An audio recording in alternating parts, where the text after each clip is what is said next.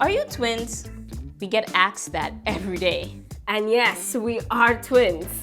We both work for New York City public schools as licensed speech and language pathologists. We love seeing our students' eyes light up when they actually get it. But here's the interesting part about our story. We struggled throughout our early childhood education with an undiagnosed learning disability. Imagine going through middle school, high school, and even college struggling academically with reading.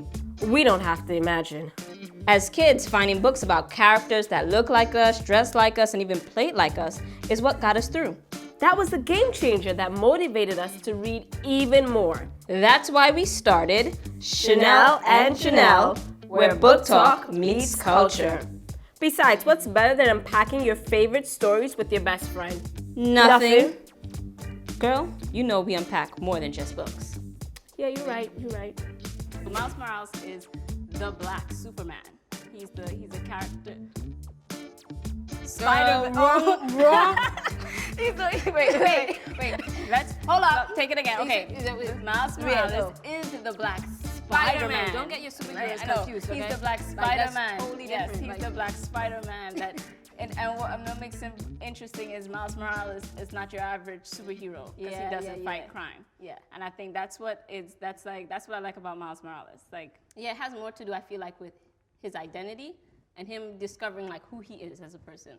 there's one part of the book that I think really resonates with like the story of what it's like maybe for Black teens to grow up in New York City, where they talk about where he reads the admissions letter, like that college acceptance letter, and I feel like even though it's not high school acceptance. the high school acceptance letter, even though it's not a college admittance, I feel like the narrative and the story he tells is so common with many of the youth that are having that experience from the books. I think is this part right here where he has the admissions letter, where he says, "My name is Miles Morales. I'm 13 years old and from Brooklyn. I have an amazing mother and a father who love me more than anything, which I know might seem strange to a teenager to admit. But I know what I've sacrificed for me. I know what they've sacrificed for me and what they continue to sacrifice for me to stay on the direct path to success. And it is because of their guidance that I've maintained a 4.0 GPA in middle school. I've been taught how to be excellent, which is why I'm interested in attending Brooklyn Visions Academy, a school that prides itself on excellence. But I also pride myself on honesty. And if I'm being honest, I have to mention that even though I have a great family, I know there are people who are looking at us a certain way. The reason why is because my father wasn't always the man he is today. He was a person who didn't have anyone to steer him away from the traps of our community." I mean, and before I even read the rest, I think it's just the traps of the community. I think that's the superhero, the villain that Miles Morales is fighting. Yeah. Different from Don't we all face it? Like the trap. Yeah. I feel sometimes you don't really even notice that you're in a trap. Like there's already a ceiling that's already put, like even like when we were going to school, I feel like certain things were set up and I felt sometimes we felt trapped. Yeah. Like when we were in undergrad, like we felt trapped. Like it was like, hey, we want you guys to succeed, you know, our whole family, our whole community is behind us, we have supportive parents, everyone's like investing, making sacrifice, and then you go there and it's the way it's kind of like institutionalized. Right. It's like when we got into college, we were like automatically, just because we came from a local high school, we were put on a track program. Yeah. It was like everyone else was taking 18 credits. Why do we have to take 13? It was 13, Yeah. which really set us back to stay there longer. Yeah. Yeah, because I think as even like what he mentions in the book and the themes that they go across in the book, people already perceived or looked at him a certain way. They already said, oh, he came from this type of family, so they already had these certain expectations that this is what he was going to follow. So even to go on into like his struggle, he's not going every day and fighting everyday crime. He realizes that his superpower is just to survive and to stay away from the streets so that he can become successful in life. And that's I feel like that's a superhero that a lot of people don't talk about, in the reality that a lot of teens are fighting that superhero to stay away from that trap. Yeah, it's so true. And you don't even realize that it is part of like the whole concept of how like you don't know how whether or not you're being set up to succeed or fail. And I think Miles, like, he's not Peter Parker. His villain isn't something so much. I mean, there is an external villain, but he also has that internal part with he has to fight with himself. So it's how the system is set up, how everything is like laid out for him. You know, so I think it's a very powerful thing that, you know, I think a lot of people could relate to. I feel like I related to it in my own sense, going to school and just understanding, like, I felt like sometimes I had to work 10 times as hard as everyone else, because as speech therapists, we always had someone saying, really? We were like the only 2 people in our class. Well, maybe there were 3 or 4 of us. Yeah, out of like 5, or maybe 5. Yeah, 5 of us. I felt like in the program, you know, black girls in the program, and I felt like everyone else stuck together and we were always left out of the group. And it was like, because we couldn't identify with their culture. I think also too is a thing to prove. I think it's something that, like he said, he knew that there was like Miles portrays a lot in the book, that he knew that there was a lot for other people. A lot of people are looking and counting on him. His community was counting on him. And I think there is like, people talk about this term, like, you know, the black tax, like once you make it, you have to like always pay back. I feel like in the journey to getting to that place, you're also always looking back. It's like, oh, I have to help this one, I have to help this one, to the point where at some point, that becomes a hindrance. Like Miles' father is telling him, you know, go ahead and stop returning because you might get trapped in this system. And I think a lot of people experience that. You don't want to feel bad, like, oh, I feel so bad, you know, I've made it, or I've made it out, and you never go back to the community to help. I think he mentions too that his uncle, he said, my uncle continued to break the laws, hurting people until finally it caught up with him. This part of my family is also a part of me.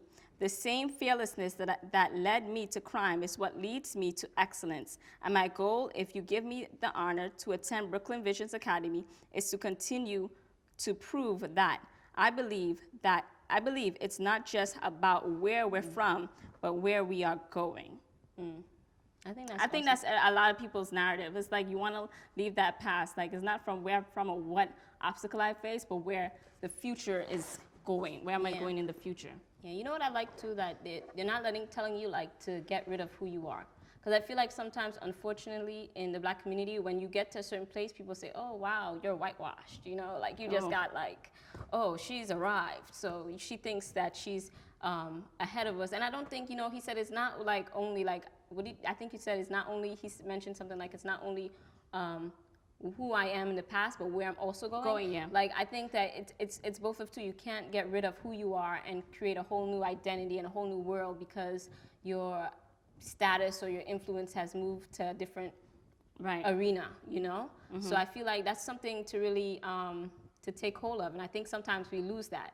You know, we get somewhere and we're like, well, you know, and it's so important. I feel like I always try to remain true to who I am. Like, I know where my family came from, I know who I am, and I always want to say, yeah, I'm black and I know who I am and I know where my family came from, but look at where we're going. Look, every generation gets better than the next. Yeah. And you know, and that's the whole point. I want to make sure when, you know, every time we have a new generation, that the next generation is better off.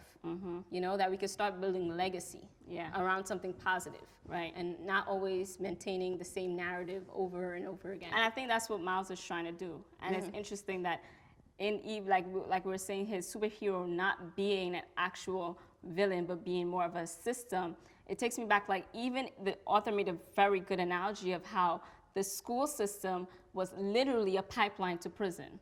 And how he makes that analogy, like, when you really think about the school system we have now, and you think about how the black community responds to the school system, and we see it firsthand, because in the schools we see the mistrust that the families have when they come with education. They mistrust the education system, they mistrust the special education system. I just feel like there's a lot of mistrust in the system, and that's why there's a lot of when there is opportunities for them to seek help or to get more services or to do something, they shy away from it because they're not sure if that system is there to hold them back or to really help them. I think that's something that's really, that a lot of people, like, we haven't broken down that wall yet. And I think it's because of that idea of like that pipeline system straight to prison. If I put my kid in this and they're trapped, who knows where, I can't trust that you're gonna guide them in the right way. Because there's valid reasons, because there has been times where, you know, students have been placed in certain situations or in certain, even like when we went to college, like, we were put into a track system. I don't know why. I felt like it was, and when you looked at who was in the track, it was only the minority students. And when we brought it up to the administration, they said, well, we just didn't know if you guys were ready or able to handle it. I'm like, we took the SATs like everybody else, and we deserve just as much to be here as everyone else. Yeah, but I think it's the pre-notion, right? That it's the concept that we know what we based on what we believe or what we think you come from, this is what we think you're going to be able to achieve. This is what we think you'll be able to do. And I think because of that, you kind of put people in a box, and sometimes we start believing that narrative. We start believing like, yeah, that's true. This is all I can be. This is all I can do. This book is a middle school book. I think like that's the age range and where kids need to have this conversation. Like when they need to start talking about, hey, this is unfortunately where the mindset of some people in society are. Be aware of it so you don't fall into that trap. You don't limit yourself to that box that society, unfortunately, even if consciously or unconsciously, have set up for you. You know, because I feel like because they don't talk about it, they just think, oh, that's just the way it is. And no one tries to do anything different. Yeah, or new. And I think it's definitely something we have to be aware of and talk about. And I think it's a nice, great, fun book overall. I like that they changed it up and that it's an urban setting and that it's in Brooklyn. Yes. The highlights of I'm like, I know that street. I know that restaurant. Oh, yeah. I just love that the author kept it authentic to the neighborhood and the realities of what this young man is facing. Yeah. Like one of my favorite parts is when they do Showtime. Yes, it's on the train. Showtime. Like I feel like every other New Yorker is like Showtime. Like this is so annoying. That's me. I'm like, these guys better not hit me in the face, and I do not want to move. Like do not Showtime. This is a crowded train. And I'm like, how are we all gonna back up? But it's so funny. And then the tourists are like, let's take pictures. I'm like, this is awesome. But it's talent though to actually flip on a moving train. I'm like. I like when they become. You know what? I applaud those young men for making a mark in the New York City system. That transit had to come out with ads that said, "This is not the time for your ladies." That's when you know you've made like your mark. When people recognize your trait and then they just like, here's what, we're going to tell you, you're not going to do this right now. Yeah, this is not the time for your latest dance And they actually, dance move. I think it's hilarious. I think like good for you guys. Good for them, right? Can you imagine if you take that same talent, abilities, and energy and market it into something that can actually, you know, be not just like panhandling, but something that can actually set them up to like really have success. So it doesn't look like, oh, this is a disruption to our system, or it's dangerous to our system. Yeah, that's so funny. I was like, when I first saw the ad, I was like, look, this is street credit right here. MTA doesn't recognize y'all by saying, don't do it. Yeah, don't do it. It's not Showtime. I love it. I love it though. It made me feel like they were doing something great. Thank you for watching. We hope you enjoyed that video and feel inspired. And we want to hear more from you. So tell us your stories. If you want more information about us, the books we review, or resources, check out the description box below. Till next time. Bye.